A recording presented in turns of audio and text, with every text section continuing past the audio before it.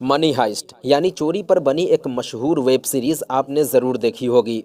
लेकिन दोस्तों, क्या आपके जहन में कभी ये ख्याल आया कि आखिर लेखक ने इस वेब सीरीज की कहानी को इतने ज़बरदस्त तरीके से कैसे लिखा होगा? कहीं इस वेब सीरीज की कहानी किसी सच्ची घटना को देखकर तो नहीं लिखी गई? तो आप बिल्कुल सही सोच रहे हैं, क्योंकि आज हम जिस बैंक रॉबरी की कहानी सुनाने जा रहे हैं, इसकी दूसरी मिसाल दुनिया में है ही नहीं। आमतौर से जब भी किसी बैंक में चोरी होती है तो एक चोर चोरी चुपके सुरंग खोदकर या बैंक की दीवार में होल बनाकर अंदर घुसता है, बैंक के अंदर चोरी करता है और इससे पहले कि बैंक के अंदर कोई दाखिल हो वो निकल लेता है। फिर जब इस चोरी के बारे में बैंक वालों को पता चलता है, वो पुलिस वालों को बताते हैं और फिर पुलिस लुटेरों की तलाश में लग जाती है। लेकिन आज हम जिस बैंक रॉबरी के बारे में बताने जा रहे हैं वो बाकी कहानियों से बिल्कुल अलग है। जी हाँ, चार लुटेरे दिन के उजाले में एक बैंक में दाखिल होते हैं, और बैंक भी ऐसा वैसा नहीं बल्कि एक हाई सिक्योरिटी सिस्टम वाले बैंक में। अंदर दाखिल होने के बाद वहां मौजूद तमाम स्टाफ और ग्राहक को बंधक बना लेते हैं। किसी तरह ये बात पुलिस तक पहुंचती है, पुलिस बैंक पहुंचती है और बैंक को चारों तरफ से घेर लेती है। अब दोपहर 1 बजे से लेकर शाम 6 बजे तक पुलिस और चोरों के दरमियान बातचीत का सिलसिला जारी रहता है। पुलिस वाले कहते हैं कि देखो, तुम अपनी मांग बताओ और बंधक बने हुए लोगों को आज़ाद कर दो। लेकिन लुटेरे इधर उधर की बातों में पुलिस को उलझाए रखते हैं और शाम के 6 बजते ही लुटेरे एकदम से खामोश हो जाते हैं और वो पुलिस के एक भी सवाल का जवाब नहीं देते। अब पुलिस को लगता है कि कुछ गड़बड़ है। पुलिस बैंक के अंदर दाखिल होती है, लेकिन पुलिस जब बैंक के अंदर का नज़ारा देखती है तो खुद उन्हें अपनी आंखों पे यकीन नहीं होता। पुलिस देखती है कि बैंक के अंदर मौजूद तमाम स्टाफ और ग्राहक अपने अपने कामों में लगे हुए हैं। किसी के चेहरे पर डर और खौफ का नामो निशान तक नहीं था। और सबसे बढ़कर पुलिस बैंक के चप्पे चप्पे को खंगाल डालती है, लेकिन पुलिस को बैंक में एक भी लुटेरा मिलता ही नहीं। यानी एक ऐसी चोरी जिसमें 4 चोर बैंक के अंदर दाखिल हुए, ये सबने देखा, लेकिन बैंक के अंदर से वो गायब कहाँ हो गए ये किसी को नहीं पता। क्योंकि पुलिस ने बैंक का एक एक कोना खंगाल डाला, लेकिन न तो बैंक की फर्श में कोई सुरंग था और न दीवारों में कोई सुराख जहां से ये लुटेरे भाग सकें। तो फिर इन लुटेरों को जमीन खा गई या आसमान? तो आखिर कैसे 4 लुटेरे बैंक के 143 लॉकरों को तोड़कर उसमें रखे $20 मिलियन के गहने और कैश लेकर फरार हो गए? और पुलिस के लिए चोरों को पकड़ना तो बहुत दूर, वो महीनों तक यही पता नहीं लगा पाई कि आखिर ये लुटेरे बैंक के अंदर से गायब कहाँ हो गए। और फिर आखिर में जिस तरीके से ये चारों लुटेरे पकड़े गए, इसने इन चोरों से लेकर पुलिस वाले तक हर किसी के होश उड़ा दिए। तो आइए जानते हैं दिमाग को घुमा कर रख देने वाली एक हैरत अंगेज रॉबरी की पूरी कहानी को आज की इस वीडियो में।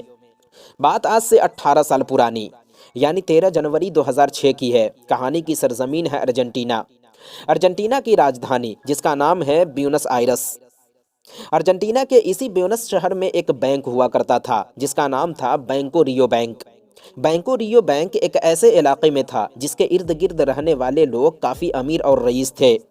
इस बैंक में तमाम अमीर लोगों ने खाते खुलवा रखे थे। इसके अलावा बैंक में लॉकर रूम जैसी फैसिलिटी भी थी जहां लोग अपने गहने, कैश और बाकी ज़रूरी सामान रखा करते थे। कहते हैं कि रियो बैंक में कुल 400 लॉकर थे, जिन लॉकरों में अरबों रुपए की कीमती चीज़ें पड़ी होती थीं।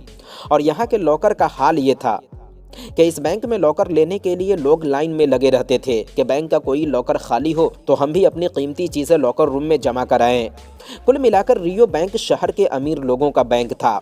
अब चूंकि ये बैंक शहर के अमीर लोगों की बदौलत चल रहा था, तो बैंक के मालिक ने बैंक की सिक्योरिटी का भी खास ख्याल रखा था। यानी बैंक की सिक्योरिटी सिस्टम इतनी सख्त थी कि कोई परिंदा भी पर नहीं मार सकता। तो खैर, 13 जनवरी 2006 दोपहर 12:40 पर 4 चोर इस बैंक के अंदर दाखिल होते हैं। तीनों लुटेरे हथियारों से पूरी तरह लैस थे और तभी बैंक का एक सिक्योरिटी गार्ड लोकल पुलिस को फ़ोन करता है कि सर, हमारे बैंक के अंदर 4 लुटेरे घुसे हैं। उन सभी के पास हथियार भी है और बैंक में मौजूद तमाम स्टाफ और ग्राहक को उन्होंने बंधक बना लिया है। जब लोकल पुलिस ने यह खबर सुनी तो पुलिस वालों के भी होश उड़ गए, क्योंकि पुलिस को भी पता था कि यह अमीरों का बैंक है और बैंक के अंदर अरबों रुपए की संपत्ति है, और इस तरह दिन दहाड़े बैंक के अंदर घुसना, वो भी हथियारों के साथ। लोकल पुलिस ने तुरंत अगल बगल के तमाम पुलिस स्टेशन में फ़ोन किया। अब लोकल पुलिस की एक टीम बैंक पहुंचती है। इसके अलावा शहर के अलग अलग थानों से भी पुलिस की कई टीमें बैंको रियो बैंक पहुंचती है और इस बैंक को चारों तरफ से घेर लेती है। करीब 100 पुलिस वालों ने इस बैंक को चारों तरफ से घेर लिया था। इस बैंक के 2 मेन दरवाजे थे और इन्हीं दरवाजों से कोई बाहर से अंदर या अंदर से बाहर जा सकता था। इसके अलावा बैंक से बाहर निकलने का कोई रास्ता था ही नहीं। लेकिन फिर भी पुलिस ने सेफ्टी को मद्देनजर रखते हुए बैंक के चप्पे चप्पे पर पुलिस वालों को खड़ा कर रखा था, ताकि कोई चोर बैंक की खिड़की या रोशनदार तोड़कर भागने की कोशिश करे तो पुलिस वाले मौके पर दबोच लें। अब पुलिस वालों ने बैंक को चारों तरफ से घेराबंदी तो कर लिया है, लेकिन पुलिस के लिए सबसे मुश्किल काम था बैंक में दाखिल होना, क्योंकि पुलिस वालों को अच्छी तरह पता है कि बैंक के अंदर जो लुटेरे हैं उनके पास हथियार भी है और बैंक के अंदर 20 से 25 लोग बंधक बने हैं। अगर पुलिस कोई ऑपरेशन या फिर अंदर घुसने की कोशिश करती है तो बंधकों की जान खतरे में पड़ सकती है। अब पुलिस को कुछ भी समझ में नहीं आ रहा था कि इस सिचुएशन को किस तरह डील करें, और आखिर में पुलिस यही फैसला करती है कि इन चोरों से बातचीत की जाए, तभी तो पता चलेगा कि इनकी डिमांड क्या है। अब पुलिस ने एक लाउड स्पीकर का इंतजाम किया और चोरों से मुखातब होकर कहा कि देखो, हमने बैंक को चारों तरफ से घेर लिया है, तो तुम चाह कर भी यहाँ से भाग नहीं सकते। तो मेरी पहली गुजारिश ये है कि तुम बंधक बने हुए लोगों को आज़ाद कर दो, इन्हें कोई नुकसान नहीं पहुँचाओ, और तुम्हें क्या चाहिए अपनी डिमांड बताओ। अब बैंक के अंदर से एक शख्स पुलिस से बात करना शुरू करता है। वो शख्स पुलिस को अपना नाम वॉल्टर बताता है। अब पुलिस और लुटेरों के दरमियान बातचीत का सिलसिला शुरू होता है। पुलिस सोच रही थी कि किसी तरह लुटेरों को बातचीत के जरिए उलझाए रखें, ताकि उन्हें इस ऑपरेशन को अंजाम देने के लिए अच्छा खासा समय मिल सके। वॉल्टर बताता है कि मैं लुटेरों की गैंग का एक मेंबर बोल रहा हूं। पुलिस कहती है कि ठीक है, आप बंधक बने हुए लोगों को छोड़ दीजिए और अपनी डिमांड बताइए, हम आपकी डिमांड को लेकर आपस में मशवरा करेंगे। वॉल्टर ने कहा ठीक है। अब लुटेरों ने बंधक बने हुए लोगों में से एक शख्स को, जो कि बैंक का ही एक सिक्योरिटी गार्ड था, उसे बैंक से बाहर भेज दिया। अब जब सिक्योरिटी गार्ड पुलिस वालों के पास पहुंचा तो पुलिस ने बैंक के अंदर मौजूद लुटेरों के बारे में पूछताछ की।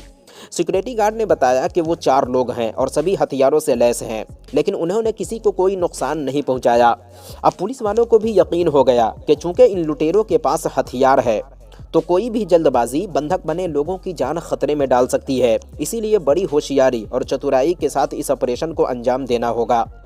अब पुलिस वाले लुटेरों से उनकी डिमांड पूछ रहे हैं, लेकिन लुटेरे खुलकर बता नहीं रहे कि उन्हें चाहिए क्या। हालांकि लुटेरों की इस बात से पुलिस खुश भी थी कि लुटेरे जल्दी अपनी डिमांड नहीं बता रहे और बात को बेला वजह इधर उधर घुमाने की कोशिश कर रहे हैं, क्योंकि पुलिस को आगे क्या करना है इसे सोचने और समझने के लिए वक्त भी मिल रहा था। तो पुलिस सोच रही थी कि लुटेरे इसी तरह उन्हें बातों में उलझाए रखे, लेकिन पुलिस को इस बात का अंदाज़ा भी नहीं था कि लुटेरे जानबूझकर उन्हें उलझाए हुए थे। यानी पुलिस सोच रही थी कि बस थोड़ा और वक्त मिल जाए, हम लुटेरों का गेम बजा देंगे। लेकिन बैंक के अंदर मौजूद लुटेरे इतने भी बेवकूफ़ नहीं थे जो पुलिस को बिला वजह बातों में उलझाकर उन्हें इस ऑपरेशन को अंजाम देने के लिए फालतू में वक्त बर्बाद कर रहे थे। यानी पुलिस सोच रही थी कि हम लुटेरों के साथ गेम खेल रहे हैं, लेकिन असल गेम तो बैंक के अंदर मौजूद लुटेरे खेल रहे थे, जो कहानी में आगे पता चलेगा। अब चूंकि ये पूरा ऑपरेशन दिन के उजाले में चल रहा था, तो इसे देखने के लिए दाएं बाएं चारों तरफ लोग भी जमा हो चुके थे। धीरे धीरे मीडिया वाले भी पहुंचना शुरू हो चुके थे। अब हुआ ये कि लुटेरे और पुलिस वालों के बीच चूहे बिल्ली का खेल चलता रहा और 3 घंटे बीत गए। इसी दरमियान वॉल्टर ने एक आदमी और औरत को, जो अंदर बंधक बने थे, रिहा कर दिया। उन्होंने भी पुलिस को पूरी कहानी सुनाई। अब लुटेरों की तरफ से एक ऐसी डिमांड आती है जिसे सुनकर खुद पुलिस वाले भी हैरान रह जाते हैं।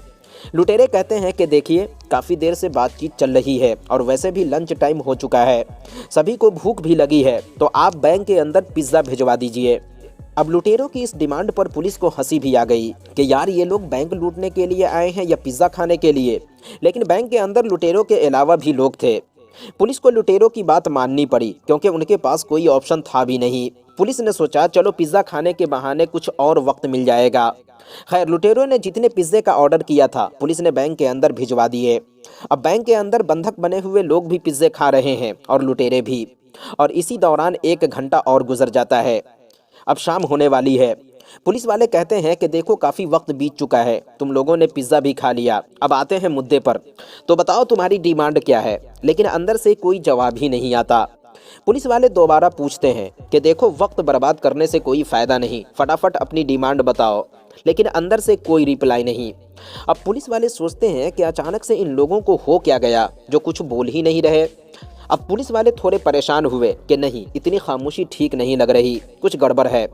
पुलिस वाले लाउड स्पीकर पे चिल्ला चिल्ला कर लुटेरों से उनकी डिमांड के बारे में पूछते रहे, लेकिन बैंक के अंदर खामोशी छाई रही। न गोली चलने की आवाज़ आई, न किसी के चीखने और चिल्लाने की। अभी थोड़ी देर पहले इन सभी ने पिज़्ज़ा खाया, तो फिर ये बोल क्यों नहीं रहे? कहीं ये सारे मर तो नहीं गए? अंदर ज़रूर कुछ चल रहा है। पुलिस ने सोचा चूंकि ये लुटेरे कुछ बोल नहीं रहे तो अब बाहर खड़े होकर इंतज़ार करने का कोई मतलब नहीं बनता। पुलिस फैसला करती है कि वो बैंक के अंदर जाएगी। अब पुलिस ने बैंक के अंदर जाने से पहले कई वार्निंग दी और कहा कि देखिए, चूंकि आप मेरी बातों का जवाब नहीं दे रहे तो अब हम मजबूरन अंदर आ रहे हैं, और हाँ, हम आपको कोई नुकसान नहीं पहुंचाएंगे और अंदर आने के बाद आपस में बैठकर बात करेंगे। तो आप लोग भी बंधक बने हुए लोगों से कुछ मत कहिएगा। जिसके बाद पुलिस वाले बैंक के अंदर दाखिल होना शुरू होते हैं। अब जब पुलिस वाले बैंक के अंदर दाखिल होते हैं तो अंदर का मंजर देखकर पुलिस वालों के भी होश उड़ जाते हैं। पुलिस देखती है कि बैंक के अंदर सब कुछ नॉर्मल है, सारे स्टाफ और ग्राहक अपने अपने काम में लगे हैं। पुलिस सोचती है कि हो सकता है लुटेरे सेकेंड फ्लोर पर हो। पुलिस अब ग्राउंड फ्लोर से सेकेंड और थर्ड फ्लोर तक जाती है, लेकिन लुटेरों का कहीं नामो निशान तक नहीं था। सारे लोग अपने अपने काम में लगे हुए हैं, न किसी के चेहरे पर कोई डर है और न खौफ। पुलिस सोचती है कि आखिर ये चक्कर क्या है। जिसके बाद पुलिस एक एक कर बैंक के अंदर मौजूद लोगों से पूछताछ करती है, सभी की निशानदेही करती है। तो पता चलता है बैंक में उस वक्त जितने भी लोग थे वो या तो बैंक स्टाफ, सिक्योरिटी गार्ड, या वो लोग थे जिनका खाता बैंक में था। यानी बैंक में मौजूद लोगों में से एक भी अजनबी या ऐसा शख्स नहीं था जिस पर शक किया जा सके। तो फिर लुटेरे कहाँ चले गए? और दूसरी हैरान करने वाली बात यह थी कि लुटेरों ने ना किसी शख्स से बदतमीजी की और ना किसी से 1 रुपये मांगा। अब पुलिस ने बैंक का कोना कोना छान मारा, लेकिन लुटेरे का कोई सुराग नहीं। बैंक के फर्श को चेक किया कि कहीं कोई सुरंग हो जहां से ये भाग निकले, लेकिन कहीं कोई सुरंग भी नहीं था। जब बैंक के तीनों फ्लोर पे चोरों का कोई सुराग नहीं मिलता, तब थक हार कर पुलिस बैंक के बेसमेंट में दाखिल होती है, जहां बैंक के तमाम लॉकर थे। अब जैसे पुलिस बैंक के बेसमेंट में दाखिल होती है, बेसमेंट की हालत देखकर पुलिस वालों की हालत ख़राब हो जाती है। बैंक के बेसमेंट में कुल 400 लॉकर थे, जिनमें से 143 लॉकरों के लॉक टूटे हुए हैं और उन लॉकरों में रखे गहने और कैश गायब हैं। अब पुलिस को पहली बार धक्का लगता है और लुटेरे इतने प्यार से बात करके पुलिस को क्यों उलझाए हुए थे, उसकी पूरी कहानी भी समझ में आ जाती है। बेसमेंट के अंदर से पुलिस को 2 चीज़ें मिलती है, एक लॉकर तोड़ने का औजार और दूसरा टॉय गन यानी खिलौने वाला बंदूक। इसके अलावा सबूत के नाम पे पुलिस को कुछ भी नहीं मिलता। अब सबसे पहले जिन लॉकरों से चोरी हुई थी उनके मालिकों को बुलाया जाता है ताकि ये पता लगा सके कि कितने का माल चोरी हुआ है। जब 143 लॉकरों से गायब हुए गहने और कैश को कैलकुलेट किया जाता है तो पता चलता है लुटेरे $20 मिलियन के गहने और कैश लेकर फरार हुए हैं। अब $20 मिलियन कोई छोटी रकम तो थी नहीं, यानी आज के हिसाब से इसे अगर हम इंडियन रुपीज़ में कन्वर्ट करें तो 172 करोड़ रुपए बनते हैं, लगभग कुछ कम या ज़्यादा। तो ये तो हुई चोरी हुई रकम की बात, लेकिन पुलिस के लिए सबसे बड़ा चैलेंज ये था कि आखिर चारों लुटेरे बैंक के अंदर से गायब कहाँ हो गए, क्योंकि बैंक से बाहर निकलने के सिर्फ 2 ही रास्ते थे जहां पुलिस वाले अपनी नज़रें जमाए खड़े थे। बैंक की ज़मीन या दीवार में न कोई सुरंग न सुराख जहां से भाग सकें, तो फिर लुटेरे गए तो गए कहाँ? ज़मीन खा गई या आसमान? पुलिस के लिए दूसरी हैरान करने वाली चीज़ थी टॉय गन यानी खिलौने वाला बंदूक। यानी चोरों ने जिन हथियार की बदौलत $20 मिलियन की लूट की, वो हथियार असली थे ही नहीं। जब बैंक के अंदर या बेसमेंट में चोरों के खिलाफ कोई सबूत नहीं मिला तो पुलिस वापस आ गई। अब इस चोरी की खबर पूरे शहर और देश के कोने कोने में फैल गई। लोगों ने पुलिस वालों का मजाक भी उड़ाना शुरू कर दिया और लोगों ने ये कहना शुरू कर दिया कि भैया चोरों को बाद में पकड़ना, पहले ये पता लगाओ कि चोर बैंक के अंदर से गायब कहाँ हो गए। अब दिन से हफ्ते बीते, हफ्तों से कई महीने बीत गए, लेकिन पुलिस के लिए चोरों के बारे में पता लगाना तो बहुत दूर, पुलिस यही नहीं पता लगा पाई कि आखिर चोर बैंक के अंदर से गायब कहाँ हो गए। इस चोरी के महीनों बाद ब्यूनस आयर्स के पुलिस स्टेशन में एक लड़की दाखिल होती है जिसकी उम्र 17 से 18 साल थी और पुलिस वालों से कहती है कि कुछ महीने पहले बैंको रियो बैंक में जो चोरी हुई थी, जिस चोरी के बारे में पुलिस अभी तक ये भी पता नहीं लगा पाई कि चारों चोर बैंक के अंदर से गायब कहाँ हो गए, वो जानती है कि ये चोरी किसने की है। अब पुलिस के लिए ये एक चौंकाने वाली खबर थी, क्योंकि जिन चोरों के बारे में पुलिस ये भी पता नहीं लगा सकी कि वो बैंक के अंदर से गायब कहाँ हो गए, एक अनजान लड़की जिसे पुलिस जानती तक नहीं, वो इन चोरों के बारे में बताने आई है। पुलिस को इस लड़की की बातों पे यकीन नहीं होता, फिर भी पुलिस लड़की को बोलने का एक मौका देती है। पुलिस को लगता है कि कहीं ये लड़की वाकई में चोरों को जानती हो। लड़की एक शख्स का नाम बताती है और कहती है कि उन 4 चोरों में से एक ये भी था। आपको जानकर हैरानी होगी कि लड़की ने जिस शख्स का नाम बताया वो कोई और नहीं, खुद उसी लड़की का आशिक यानी बॉयफ्रेंड था। पुलिस कहती है कि मैं कैसे मान लूँ कि तुम सच बोल रही हो, तुम्हारे पास कोई सबूत है? लड़की अपनी जेब से एक सोने की ज्वेलरी जो साइज में बहुत छोटा था बाहर निकालती है और पुलिस वालों की तरफ बढ़ा देती है। और फिर लड़की कहती है कि ये उन्हीं ज्वेलरी में से एक है जिसे बैंको रियो बैंक के 143 लॉकरों से चुराया गया था। अगर यकीन नहीं तो चेक कर लीजिए। अब जितने भी गहने चोरी हुए थे पुलिस के पास उसका पूरा रिकॉर्ड था। चेक करने पर पता चला कि लड़की सच कह रही है, यानी ये ज्वेलरी उन्हीं 143 लॉकरों में से एक है। अब लड़की ने जिस शख्स का नाम बताया पुलिस ने उसे गिरफ्तार कर लिया और उसके कहने पर बचे हुए 3 चोरों को भी गिरफ्तार कर लिया। अब सवाल ये है कि जब ये शख्स लड़की का बॉयफ्रेंड था तो उसने अपने बॉयफ्रेंड को ही गिरफ्तार क्यों करवा दिया। तो पूरी कहानी कुछ यूँ थी कि वो शख्स जो इस लड़की का बॉयफ्रेंड था उन्हीं 4 चोरों में से एक था। जब चोरी के बाद पुलिस इन लोगों तक नहीं पहुंच पाई तो यह आदमी अपनी गर्लफ्रेंड के सामने कुछ ज़्यादा ही लंबी लंबी डींगे मारने लगा कि यार तुम्हें क्या पता हमारे पास कितना दिमाग है, देखो हमने इतनी बड़ी चोरी को अंजाम दिया लेकिन पुलिस अभी तक हम लोगों को ढूंढ नहीं पाई। ढूंढना तो छोड़ो, पुलिस अभी तक ये भी पता नहीं लगा पाई कि चारों चोर बैंक के अंदर से गायब कहाँ हो गए। फिर उस आदमी ने अपनी गर्लफ्रेंड को चोरी किए हुए गहनों में से कुछ गिफ्ट भी किया। लड़की भी खुश हो गई। धीरे धीरे वक्त बीता और फिर एक रोज़ गर्लफ्रेंड और बॉयफ्रेंड में किसी बात को लेकर झगड़ा हुआ और झगड़ा इस कदर बढ़ा कि लड़की ने ना आगे देखा और ना पीछे और सीधा पुलिस स्टेशन पहुंच गई और अपने बॉयफ्रेंड के बारे में पुलिस को सब कुछ बता दिया और सबूत के नाम पे एक ज्वेलरी भी दिखा दी। तो एक ऐसी चोरी जिसकी बड़े ज़बरदस्त तरीके से प्लानिंग की गई थी और यही वजह है जो पुलिस अभी तक ये भी पता नहीं लगा पाई थी कि चारों चोर बैंक के अंदर से गायब कहाँ हो गए। शायद हमेशा एक राज ही रहता क्योंकि इस चोरी को कई महीने बीत चुके थे लेकिन इस सिलसिले में पुलिस को अभी तक कोई कामयाबी मिली नहीं थी। लेकिन एक गर्लफ्रेंड और बॉयफ्रेंड के बीच हुई अनबन ने इस राज को पूरी तरह खोल कर रख दिया। अब सवाल यह है कि आखिर चोरी हुई कैसे और चारों चोर कहाँ गायब हो गए। तो पूरी कहानी कुछ यूँ है कि उन दिनों ब्यूनस आयरस में एक शख्स रहा करता था जिसका नाम था फर्नांडो। फर्नांडो हर समय नशे में धुत रहा करता था और ख़ासकर उसे ड्रग्स की आदत थी। साथ ही वो छोटी मोटी चोरियां भी कर लिया करता था लेकिन उसका दिमाग बेहद शातिर था और ये बात उसके दोस्तों को भी पता थी। कहते हैं कि 2004 से ही वो एक बहुत बड़ी रॉबरी का प्लान बना रहा था लेकिन उसकी समझ में आ नहीं रहा था कि वो कहां और कैसे चोरी करे।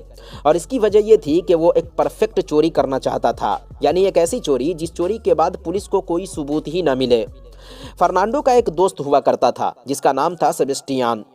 सेबेस्टियान एक ईमानदार शख्स था लेकिन फर्नांडो के साथ कभी कभी वो भी ड्रग्स ले लिया करता था। सेबेस्टियान वो शख्स था जो कुछ महीने बैंको रियो बैंक में नौकरी कर चुका था लेकिन किसी वजह से उसने नौकरी छोड़ दी। अब हुआ यह कि एक रोज़ फर्नांडो और सेबेस्टियान नशा कर रहे थे। तभी फर्नांडो कहता है कि यार काफ़ी दिनों से मेरे जहन में एक आइडिया चल रहा है बैंक में चोरी को लेकर। ये बता 4 लोग बैंक के अंदर दाखिल होते हैं, चोरी करते हैं और बैंक के अंदर से ही चारों चोर गायब हो जाते हैं। सेबेस्टियान कहता है कि यार ऐसा कैसे हो सकता है। फर्नांडो कहता है कि हाँ हो सकता है और ये कैसे होगा इसकी पूरी कहानी मैं तुझे बाद में बताऊंगा। फर्नांडो पहले ही मन बना चुका था कि वो एक ऐसे बैंक में चोरी करेगा जिसके इर्द गिर्द से कोई टनल गुजरता हो। उसने रैकी करनी शुरू की और फिर उसे पता चला बैंको रियो बैंक के बारे में कि बैंको रियो एक ऐसा बैंक है जिसके पास से ही एक पुराना टनल गुजरता है और इस टनल से कुछ दूर खुदाई करने के बाद आराम से बैंक के बेसमेंट तक पहुंचा जा सकता है, जिस बेसमेंट के अंदर 400 लॉकर थे। अब फर्नांडो ने इस चोरी को लेकर सेबेस्टियान से मशवरा किया क्योंकि सेबेस्टियान फर्नांडो का पुराना दोस्त था। सेबेस्टियान ने कहा देखो भले मैं तुम्हारा दोस्त हूँ लेकिन इस काम में मैं तुम्हारी कोई मदद नहीं कर सकता। फर्नांडो उसे यकीन दिलाता है कि इस चोरी में एक भी शख्स को नुकसान नहीं पहुँचेगा। खैर किसी तरह फर्नांडो ने सेबेस्टियान को राज़ी कर लिया और फिर उसने सेबेस्टियान को बैंक भेजकर एक लॉकर लेने को कहा। लेकिन फर्नांडो का असल मकसद था बैंको रियो बैंक के लॉकरों के बारे में जानकारियाँ इकट्ठी करना। खैर फर्नांडो ने बैंक में लॉकर भी ले लिया, बैंक के एक एक चीज़ के बारे में जानकारियां भी ले ली, लेकिन इसके सामने एक मुश्किल और थी, यानी बैंक के पास से जो टनल गुजर रहा था उस टनल का आधा हिस्सा पानी से भरा था। अब दिक्कत ये थी कि पानी से भरे टनल में खुदाई कैसे की जाए। हालांकि टनल के अंदर महज कुछ फीट खुदाई करने के बाद वो लॉकर रूम तक पहुँच जाते और फिर उसके दिमाग में एक आइडिया आता है। फर्नांडो लकड़ी का एक ऐसा बोट तैयार करता है जिसके अलग अलग पार्ट को जोड़कर कुछ देर में बोट तैयार हो जाए और ज़रूरत ख़त्म होने पर तमाम पार्ट को अलग भी किया जा सके। अब फर्नांडो इस चोरी में 2 और लोगों को शामिल करता है जिसमें एक शख्स उसी लड़की का बॉयफ्रेंड था जिसने थाने में शिकायत दर्ज कराई थी। अब पूरी तैयारी के बाद तय ये होता है कि 3 लोग बैंक के अंदर दाखिल होंगे और एक आदमी टनल के जरिए बैंक के बाहर बेसमेंट की आखिरी दीवार के पास खड़ा होगा जहां तक उन्होंने सुरंग बनाया था। अब 3 लोग बैंक के अंदर दाखिल होते हैं और सेबेस्टियन सुरंग के अंदर बेसमेंट के पास खड़ा होता है। जब ये तीनों बैंक के अंदर दाखिल होते हैं तो अपने आप को चोर या लुटेरे नहीं बताते, बल्कि इनके मुताबिक ये सभी इनकम टैक्स डिपार्टमेंट से एक रेड के लिए आए हैं। अंदर दाखिल होने के बाद ये बैंक में मौजूद लोगों से कहते हैं कि सब लोग अपनी अपनी जगह पे खामोशी के साथ बैठे रहो। अगर किसी ने होशियारी दिखाने की कोशिश की तो कुछ भी हो सकता है। जिसके बाद 2 लोग बैंक के ऊपर रहते हैं लोगों की निगरानी के लिए और फर्नांडो बैंक के बेसमेंट में दाखिल होता है जहां तमाम लॉकर थे।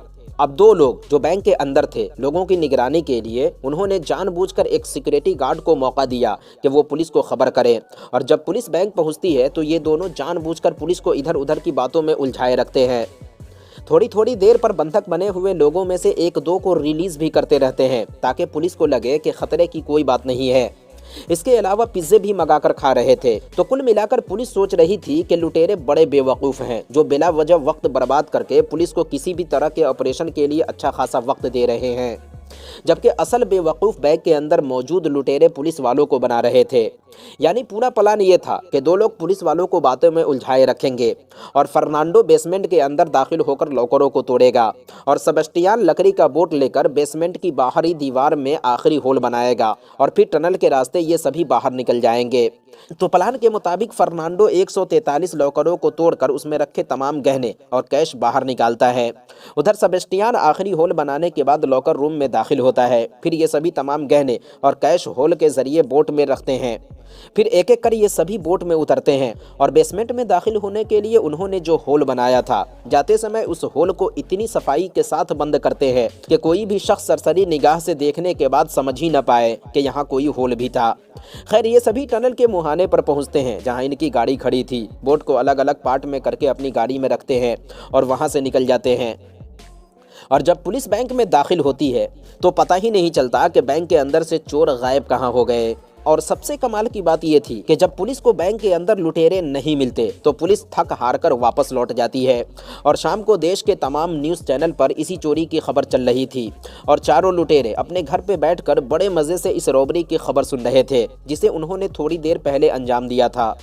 तो दोस्तों ये थी अर्जेंटीना के बैंक में हुई एक ऐसी चोरी की कहानी जो शायद हमेशा एक पहेली ही बनी रहती, लेकिन एक गर्लफ्रेंड के झगड़े ने सारे किए धरे पर पानी फेर दिया। उम्मीद है ये कहानी आपको पसंद आई होगी। अगर कहानी पसंद आई तो ऐसे ही और भी कहानियाँ सुनने के लिए चैनल को ज़रूर सब्सक्राइब करें। मिलते हैं किसी नई वीडियो के साथ। जब तक के लिए अपना और अपने घर वालों का बहुत बहुत ख्याल रखें और वीडियो देखने के लिए आप सभी का बहुत बहुत शुक्रिया।